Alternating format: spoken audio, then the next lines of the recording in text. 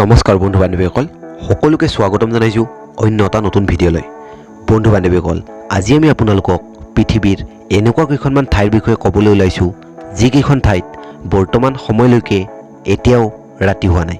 হয় বন্ধু বান্ধৱীসকল, পৃথিৱীৰ কেইখনমান এনেকুৱা ঠাই আছে য'ত আজি পৰ্যন্ত তাত বাস কৰা মানুহে ৰাতিৰ ভাগ দেখিবলৈ সক্ষম হোৱা নাই।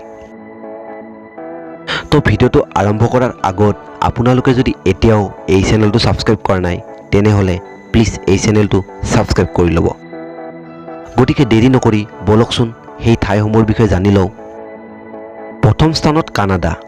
কানাডাৰ উত্তৰ পশ্চিম দিশসমূহত গ্ৰীষ্মকালত 50 দিন পৰ্যন্ত ৰাতি হোৱা দেখা নাযায়। আলাস্কা।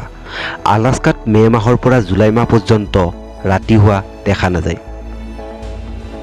অৱশ্যে ৰাতি 12:30 বজাত সূৰ্য অস্ত হয় যদিও 51 মিনিটৰ পিছত সূৰ্য পুনৰ উদয় হয়।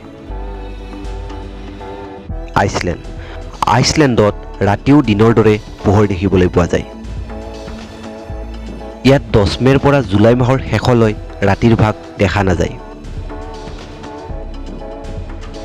ফিনলেণ্ড। সুন্দৰ হ্ৰদ আৰু বৰফেৰে ভৰপূৰ ফিনলেণ্ডত প্ৰায় 40 দিনলৈ ৰাতিৰ ভাগ দেখা নাযায়।